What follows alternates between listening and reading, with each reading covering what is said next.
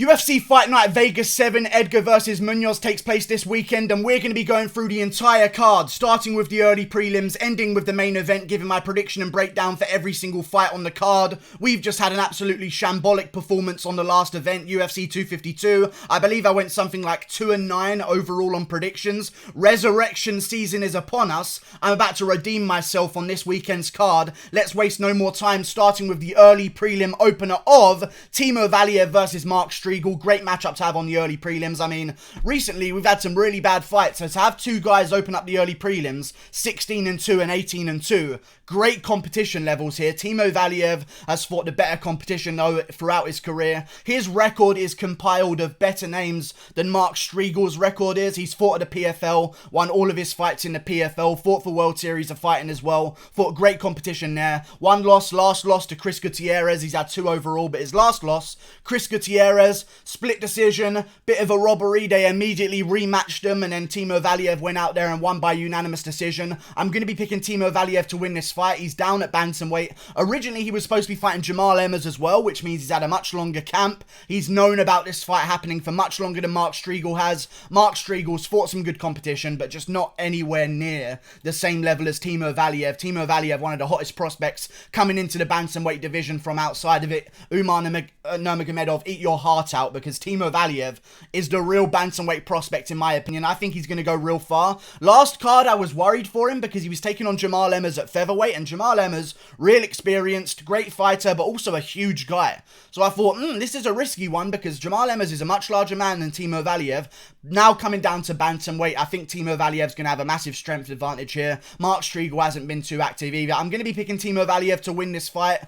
Known about this fight for longer as well, has a much better style than Mark Striegel, much better fighter overall, fought better competition. I'm picking Timo Valiev to win. The odds are ridiculously in the favour of Timo Valiev, but I feel like that's justifiable. Mark Striegel, we haven't really seen him tested against good competition like we have with Timo Valiev. Moving on up the card, Carlton Minus versus Matthew Semmelsberger. Great matchup, Carlton Minus 10-1, Matthew Semmelsberger, another guy from the PFL in Carlton Minus, has fought some good competition, recently coming off a big win against Sean Ellis, who was 12-3 at the time. Great record. Matthew Semmelsberger, on the other hand, hasn't fought too many good guys. He's got a bit more of a wild style as well. Carlton Minus has got a wild style. In the early part of his career, he was so heavily protected that it really did worry me at times, because I was thinking, like, as soon as this guy gets a bit of competition, how's he going to handle it? Because he went 6-0 without fighting a guy with a single win on their record. That's not a joke.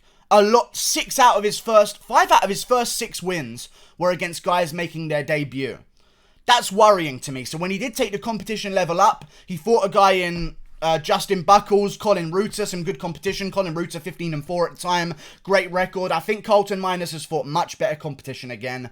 The odds are in his favour. I'm going to be picking him to win. Matthew Semmelsberger has known about this fight for a little bit longer, but Carlton Minus, I think he goes out there and gets the job. I just haven't seen anything to tell me that Matthew Semmelsberger is going to go out there and beat Carlton Minus. There's no one on Matthew Semmelsberger's resume that tells me that he's going to go out there and do a good job. Matthew Semmelsberger, though, looks like the love child of Jim Miller and Clay Guida from the last picture I saw of him. He looks like a crazy fella, and that might play into things. You never know sometimes with these things. I mean, if you look across the octagon and see Ngannou looking back at you, it doesn't matter how bad of a record he might have. Let's say Ngannou was 1-10. He still looks like Ngannou. You're going to shit yourself. Matthew Semmelsberger, very intimidating. I just haven't seen him beat anyone good whatsoever, so I'm not going to pick him against a guy like Carlton Minus. He's also been KO'd by a guy making their debut in Jerome Featherstone, who didn't go on to become anything special, so it's not like he was this absolute savage that just came in and destroyed this guy on his debut. I mean, he's 2-1 right now. Like, he's lost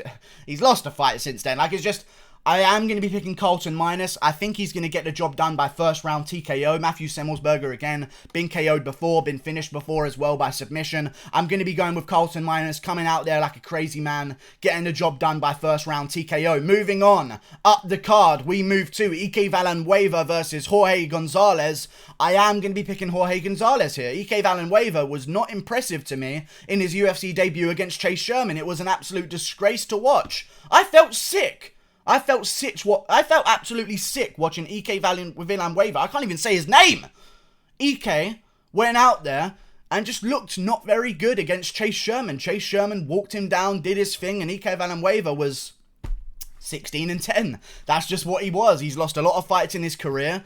I just think that Jorge Gonzalez is going to get the job done. Fought good competition. His last opponent was Marcos Rodriguez, 8-0 at the moment. Then went on to do some good things. But Nasrudinov, as if they didn't... I don't know why they have to repeat their name and just add an ov at the end. But Nasrudinov went out there and beat Jorge Gonzalez last, but Nasrudinov is an amazing savage who has the same hairline as Khabib Nurmagomedov, so you know he's a savage. Has now gone on to be 9-0 since winning his fight against Jorge Gonzalez. Fought good competition as well, but what did Jorge? No one's ever pronounced it like that. It's either George or Jorge.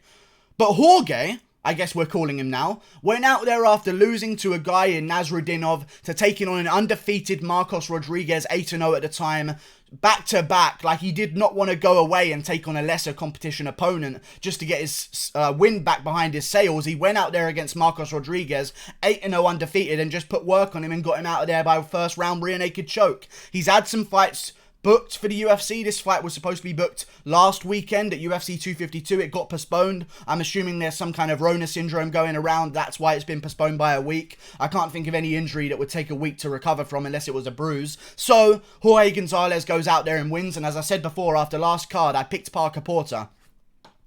I'm not picking morbidly obese heavyweights anymore. I'm just not doing it. Jorge Gonzalez, not the biggest guy for the heavyweight division. Taking it at light heavyweight now. Actually, both of them taking it at light heavyweight. So maybe EK Villanueva will come down in a little bit better fashion. But Jorge Gonzalez had a lot of his fights at heavyweight. Same thing with EK Villanueva. I'm looking forward to seeing them both at light heavyweight. Jorge Gonzalez fought at light heavyweight before. I think he goes out there and gets the job done. Bigger guy, longer reach, dangerous in the rounds, dangerous in the first round especially. I could see him going out there, taking EK Villanueva down and getting a first round submission or TKO by ground and pound. Jorge Gonzalez gets it done. Moving on up the card. Dwight Grant versus Jared Gooden. Why can't I say names? Dwight Grant versus Jared Gooden takes place to open the preliminary section of the UFC Fight Night Vegas 7 Edgar versus Munhoz card. There you go, I'm just practicing my speaking. We'll get into the prediction. I think Jared Gooden's going to win. This is my first underdog pick of the card. I think Jared Gooden's going to go out there, get the job done against Dwight Grant, because I'm telling you guys, Dwight Grant at the age of 35 years old, please be in a rush to continue your career and be active, because Dwight Grant has not been in the cage for what feels like almost 2 years. I think it's been a year and 4 months or a year and 6 months, something like that. He's been out of the cage for a very long time. He's coming up against a guy in Jared Gooden, who's had a fight recently, only a few weeks ago, by the way, against a guy in Trent McCone, who was 8-4. Not the best guy in the world, but still a big win only a few weeks ago. Now he's turning around in the UFC against a guy in Dwight Grant who has not been active recently, lost to beat Alan Jouban in his last fight, but it was a close decision. It could have gone either way. I don't think it was a robbery. I know Alan Jouban really threw a hissy fit about it, but it wasn't that close of a... It wasn't a robbery. Like, a lot of people say that Alan Jouban got robbed against Dwight Grant. Like, Alan Jouban did nothing in that fight. So if he wants to complain about a robbery, how about you land a few punches and then tell me you got robbed? Because Alan Jouban was doing nothing in that fight. So I don't think that Dwight Grant got gifted a decision. I just think it was a close fight that could have gone either way, and there was so little to judge on that... Try being a judge in that fight. If you remember the Alan Jouban versus Dwight Grant performance, it was one of the worst performances ever. Dwight Grant literally moved backwards the entire fight, and Alan Jouban moved forwards the entire fight, and neither guy did anything of any value whatsoever to the judges, so they're going to give it to either guy. Like, you can't complain. If you do nothing to convince the judges that you're the winner, other than move forward, Alan Jouban, don't complain when they give it to the other guy. Dwight Grant got the job done. He's been off for a very long time. As I said, a year and 4 months it actually has been. Fought all the way back in April of 2019. It worries me when a guy does that at 35 years of age. You know, it just really does. You're already past your prime. It doesn't get better from here, Dwight Grant. It really doesn't. You're only going to become more and more unathletic. But you're not in a rush.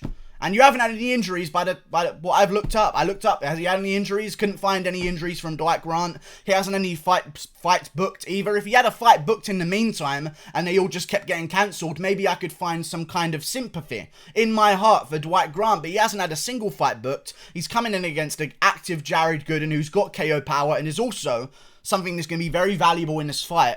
A very wild starter to fights. He's got some crazy KOs, Superman punches, flying knees. He's a wacky style. He's a young guy coming into his prime, 26 years of age. Still nowhere near his prime, really. I think I'm going to pick Jared Gooden, not to mention Dwight Grant is a 2-1 favourite. That's a disgrace, in my opinion. I think Jared Gooden's going to go out there and make a statement on Dwight Grant and get it done by first round TKO. Dwight Grant loses the fight. Austin Hubbard versus Joe Solecki. Austin Hubbard, the counter grappler, unranked in the lightweight division. If you think of a guy who's good, unranked in the lightweight division, outside of the top 15, you need a guy who's got good takedown defense outside the top 15 at lightweight. You're looking at Austin Hubbard. He's the guy. That's why they put him against Mark Madsen, because it was an interesting matchup. He last beat a wrestler in Max Roshkov. Everyone knows about that situation. Maybe not for the right reasons. Austin Hubbard looked really good in that fight, defended a lot of takedowns, kept getting back up. Joe Solecki, a great grappler himself, which is why they've made this matchup. You've got the grappler versus the counter grappler. Both guys not the best on their feet, but decently okay. Joe Solecki coming off a big win against Matt Wyman. I don't know how much value I put behind that right now. Matt Wyman is 16-9. You bully. You bully, Joe Solecki. I'm picking Austin Hubbard to win. Great counter grappling. I think he can avoid the submissions. I think he can avoid the grappling situations entirely. He reverses the positions, stays calm, because if you watch that Mark Madsen fight again, as much as Mark Madsen was taking him down, he really couldn't do anything with Austin Hubbard once he was there. Mark Madsen gassed himself out trying to take Austin Hubbard down and keep him there, because Austin Hubbard kept getting back up, and Mark Madsen is an absolute savage in the grappling world. I am going to be picking Austin Hubbard to win this one. Great takedown defense, good striking as well, not to mention he's got a tiny bit of a reach advantage, which I always kind of like if I'm really not too sure about a fight. Some of these smaller advantages can come into play. I'm picking Austin Hubbard to win. Joe Solecki, I don't know how much I can value a win over Matt Wyman at this point in your career. You haven't really fought anyone else other than that. Austin Hubbard from PFL champion, fought good competition majority of his career. I'm going to be picking Austin Hubbard to win, not to mention he's an underdog.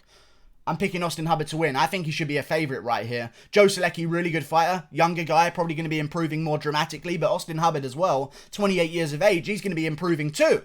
Had a great performance last. Not to mention Austin Hubbard and Joe Solecki were supposed to fight each other.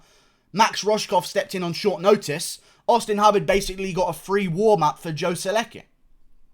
Joe Solecki, what's he going to do? Try and come in and take you down. Max Roshkov, what's he going to do? Come in and take you down. He got a warm-up fight for Joe Solecki, and Joe Solecki didn't get any of that. Got injured, and now is looking for a fight 2 months later. I think I'm going to give it to Austin Hubbard getting the job done against Joe Solecki by, I'll say, third round TKO. Austin Hubbard gets it done through relentless pressure and eventually breaking Joe Solecki down. I wouldn't be surprised at a decision though, because Joe Solecki's pretty tough. Moving on, Amanda Lemos versus Mizuke Inoue. Fucking women's MMA, man. What am I supposed to do here? I'm thinking about this for a while now. Amanda Lemos, Mizuke Inoue. I thought Mizuke Inoue lost her last fight, and the odds makers have her as quite a heavy favourite here, which I'm pretty surprised by. I thought she lost her last fight, in all honesty, and what's the odds right now? Let me check the odds real quick for this matchup. Okay, just don't show me the odds. Okay, we got the odds. Here we go. Pretty juicy favourite from Mizuke Inoue, but she got gifted her last decision. I mean, you're talking about a fight with Yanan Wu, where Mizuke Inoue got outstruck every single round and somehow got given a decision. It was a little bit weird, but it was a close fight. She was landing some of the bigger shots, but still, I don't know, man. Amanda Lemos went out there in her last fight and had a great performance, but I think I am going to be picking Mizuke Inoue here. This is a dangerous one because Amanda Lemos went out there against Miranda Granger, a dangerous opponent, and just smushed her in the first round and got it done by first round submission. But Mizuke Inoue went to a split decision with Verna Jandiroba, who just went out there and completely smushed Felice Herrig. I think we can give that some kind of credit. If Verna Jandiroba can go out there and do that to Felice Herrig and just completely make her look like she doesn't even belong in the sport of MMA, and Mizuke Inoue can avoid that and go to a split decision with her, I'm going to be picking Mizuke Inoue. She's fought good competition. Karolina Kowalkiewicz, I just thought she didn't win her last fight, and it's kind of left a bit of a sour taste in my mouth. I'm still going to be picking her. Younger, got the reach. I mean, she's got more experience as well, which is a hard thing to come by in women's MMA nowadays, especially with a decent enough record, 14-5. Some of the records we see with, I mean, look at Rose Namajunas' record, for God's sakes. Mizuke Inoue, I think, is going to go out there and get the job done. Amanda Lemos is dangerous, though, so Maybe it'd be worth putting a little bit of money as an underdog for Amanda Lemos. I don't think she's going to get the job done, no. Mizuka Inoue, just a year and a half ago, fought Verna Jandiroba and completely avoided all kinds of situations of submissions. I think I'm going to be picking Mizuka Inoue. Great takedown defense. She'll keep it standing, and she'll outland Amanda Lemos on the feet for 3 rounds to a unanimous decision. It's probably going to be very, very boring because women's MMA. Moving on to the main card. Daniel Rodriguez versus Takashi Saito. Okay, Daniel Rodriguez versus Takashi Saito. This one has been perplexing me for a while. Daniel Rodriguez, I believe, is going to win this fight. He's got great stand-up. He had a great performance against Gabriel Green in his last fight, although that was a little bit of a rushed fight on last short notice. I didn't want him to take Gabriel Green to a decision. Gabriel Green is a lightweight coming into the UFC. Somewhat of a respectable record, though. You've got to give Daniel Rodriguez credit. But one thing I am going to be looking at here is that Tim Means just bounced back against Laureano Staropoli and looked amazing while doing it. I thought Daniel Rodriguez caught Tim Means on the end of his career, but Tim Means, keeping to his 1-win, 1-loss, 1-win, 1-loss record, has bounced back against Laureano Staropoli, making Daniel Rodriguez look pretty good, because I'll be honest with you guys, after that Nico Price KO, I thought we weren't going to be seeing Tim Means win a fight for a very long time. Daniel Rodriguez went out there, dismantled Tim Means, submitted him as well, finished him in 2 different ways in the same fight, if you remember that one, completely piecing him up with 1-2s. I think he can get the job done against Takashi Saito, because as much as I love Takashi Saito, he hasn't fought great competition. He's fought Bilal Muhammad and he lost. That's a great fighter to face. He did kind of get smushed in that one in the grappling department. Bilal Muhammad just completely dominated him at UFC 252. Got the submission win in the 3rd round. It was kind of close to begin with. Eventually, Bilal Muhammad just started to pull ahead, though, in the grappling. Takashi Saito just hasn't beaten anyone really good. Like, a win over Ben Saunders, it's Ben Saunders. You know, I thought Ben Saunders' chin was gone 5 years ago, and he's still here getting KO'd. I just don't know how much I rate a win over that, and Jason Witt as well. I don't know how much I rate that win.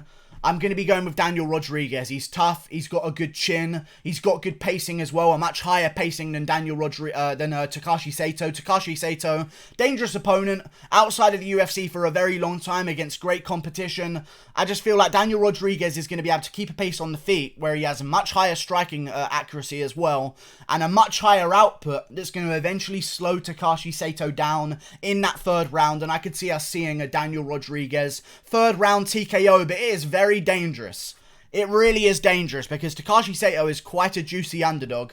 I just don't think he's going to get the job done here. I don't see it happening. He hasn't fought the best competition in the world. He was fighting over at Pancras for a while, but even there, 4-3, 14-7, 15-4. I mean, Daniel Rodriguez has really fought no better, but I think he's fresher in his career. I like the fact that he's rushing things because he's just past his prime at 33 years of age, fighting every 3 months. That's what I want to see from guys like Dwight Grant that I'm not seeing right now. I'm going to be picking Daniel Rodriguez. I'm frothing at the mouth right now. I'm trying to keep my saliva in because this is a very good fight. I'm very excited for this one. I'm just going to be picking Daniel Rodriguez to just out-volume him on the feet. I think Takashi Saito is going to be looking for big shots, trying to land big shots, but against a guy like Daniel Rodriguez, who has a great chin, never been finished in his career, only went to a split decision loss once that was somewhat controversial. I just feel as though Daniel Rodriguez can take the punishment of Saito and give it back in twice the amount on the feet with his volume-heavy style, throwing combinations.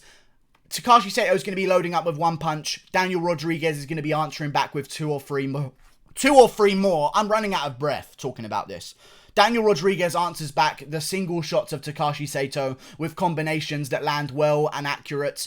I think Daniel Rodriguez gets it done by 3rd round TKO, eventually wearing down Takashi Saito. Not to mention, bigger guy naturally at welterweight with a longer reach as well. I'm going with Daniel Rodriguez here. Watch out for those 1-2s because he is dangerous. Maria Agapova versus Shayna Dobson. Let me just take a finger. I mean, I might have to take a 5-minute break here, boys, because this one is... This is one of them fights. You know what I mean? This one's a real barn burner. This is the closest matchup on the card. I'm going to have to take some real forensic inspection here to really break down. Maria Agapova is going to just molest her inside 1 round. It's not even like, how do you think Maria Agapova wins? It's what round do you think she wins in and how do you think she does it? I reckon she gets it done by 1st round finish. I wouldn't say either way because sometimes she likes to hurt girls and then go for the submission. So... If I was a betting man, don't bet on Maria Agapova unless you're going to bet specifics, because it's just not worth it. I believe she's a 10-1 favourite or something ridiculous like that. Shayna Dobson, 3-4. Her opponents that she's beaten have a combined record of 4-4. All of her 3 opponents have a combined record of 4-4 that she's beaten. And that's because one of those girls had a record of 4-4. The other 2 were making their debuts. I'm just going to say, Maria Agapova wins this fight. They know exactly what they're doing. They're putting her on the main card. She just went out there and dominated Hannah Cifers. It was almost a fucking crime to watch. They should not have put that fight on. This is another one of those fights that maybe should not be put on. I'm going to be picking Maria Agapova, a long, rangy flyweight, a big girl for the division as well. But same with Shayna Dobson. I think that Maria Agapova gets it done by TKO in the first round. Either way, a first round finish for Maria Agapova. And if she wins this one, it's time for a jump up in competition, because we know what this is. I mean, I know Shayna Dobson can win the fight because anyone can win fights in MMA. We've seen that happen before. I mean, look at last card. Shayna Dobson is just, you know, there's only so much. Women's flyweight, you know, there's not really big chances of a one-punch KO or anything coming out of nowhere. So I'm going to be going with Maria Agapova. The lower weight class you go, the better the favourites are, I always say, because there's less chance of an abrupt finish. So I'm going to be going with Maria Agapova getting it done by first round finish against Shayna Dobson, just completely dominating her start to finish. Probably within the first 2 minutes, I'd say. Moving on, Marcin Prachnio versus Mike Rodriguez. For some bizarre reason, this is on the main card. No idea why, but I guess they're trying to push Mike Rodriguez because he is the favourite here. A justifiable favourite as well. A much bigger guy at light heavyweight with a ridiculous reach advantage. Has fought good competition. Marcin Prachnio, great fighter as well, but I think I'm going to be going with Mike Rodriguez here. I trust the odds. He's a good fighter. He's lost some fights in his career to guys like Da Un Jung. No shock there. Da Un Jung is an absolute monster. I think he's going to go far in that light heavyweight division. I don't think there's anything to be ashamed of losing to a guy like Da Un Jung. I'm picking Mike Rodriguez to win. I think he just gets it done by TKO. I like Marcin Prachnio! You stupid named prick. Marcin Prachnio, a good fighter. Lost his last 2 fights by first round KO. You know. Lost his last 2 fights by first round KO. Fair enough to good competition in Magomed Ankalaev. But Sam Alvey? It's 2018 when that happened. Don't get KO'd in the first round by Sam Alvey, you disgrace. God, he's fought good competition outside the UFC. I was actually looking forward to his debut. He got it against Sam Alvey, which I thought at the time was going to be an absolute freebie. He was going to go out there and completely dominate Sam Alvey, in my opinion, back then. And Sam Alvey KO'd you in the first round. Oh, God, and he's been KO'd twice in the first round, back-to-back, taken a long time off, almost 2 years now overall, after being KO'd twice in the first round. That tells me that maybe you're starting to doubt your career in fighting, and you're coming back against a guy in Mike Rodriguez that has wacky first-round KOs constantly throughout his record. I'm going with Mike Rodriguez getting a big KO in the first round, and I think that's why it's on the main card, because they're expecting Mike Rodriguez to get a huge KO, and for us to forget about all of his losses. Mike Rodriguez gets it done. Not to mention, at the time that Mike Rodriguez lost in the UFC, he lost to Devin Clark. Back then, I did not rate that whatsoever. Devin Clark, in my opinion, back then was complete and utter trash. Devin Clark's pretty good now. He's getting better. Devin Clark has got a real good style. Dangerous for certain guys if they're not quite ready for the UFC. I don't look at a Devin Clark loss the same way as I used to. Speaking of Devin Clark losses, though, I am going to be picking Mike Rodriguez.